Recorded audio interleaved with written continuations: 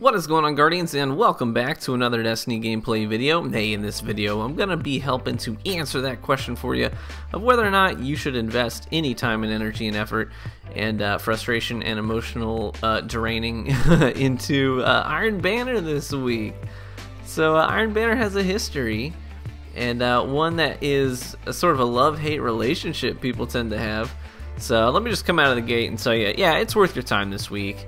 It is. Sometimes stuff like this is going to happen. Where you're going to spawn, you're going to catch a rocket in your face. Stuff like this is going to happen where you're going to kill a guy, and then out of his dead body, a thunder strike will melee you from his butthole. And then stuff like this where people will matador you from other rooms. This stuff's going to happen, but you know what?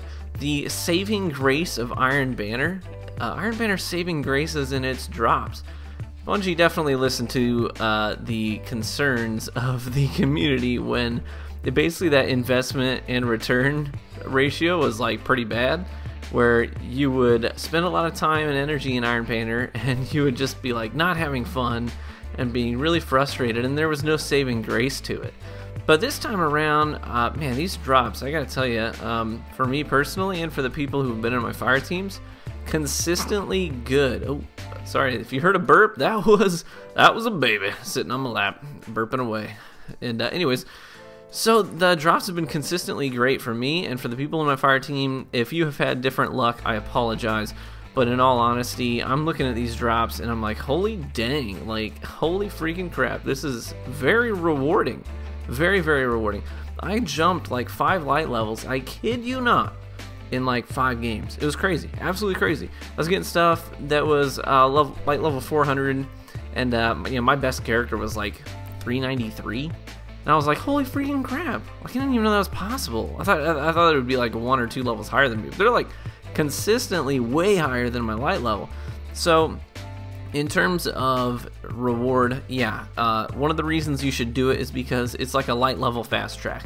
If you don't have your characters at light level 400 yet and you want to, because you know, you like to play Trials of Osiris and stuff like that, this is a great opportunity. Take advantage of it while it's here. Like, you don't even have to do your hard raids. I have not completed a single hard Wrath of the Machine yet. I did like the first couple of bosses, and then I wanted to go to bed and I just never picked it back up.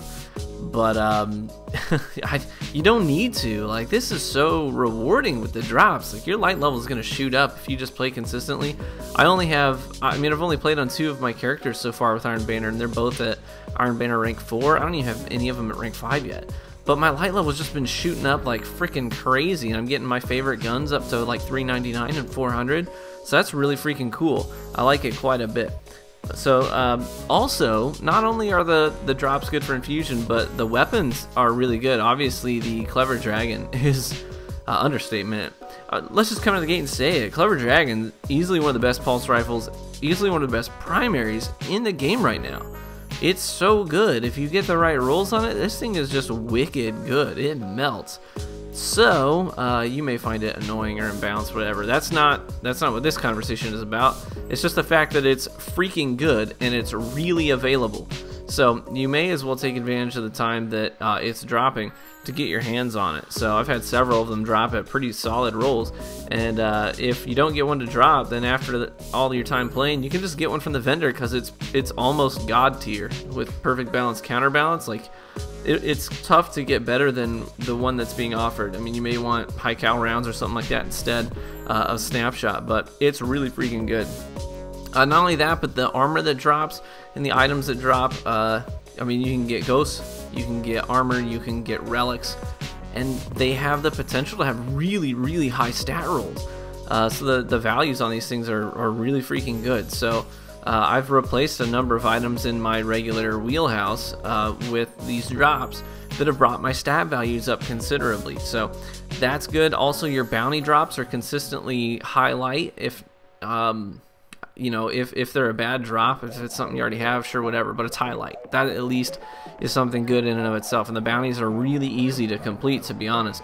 And on top of that, you may get something. You may get a sniper rifle. You may get that hand cannon you've been wanting, a lingering song, whatever it may be. There's a number of decent things you can get dropped from those bounties.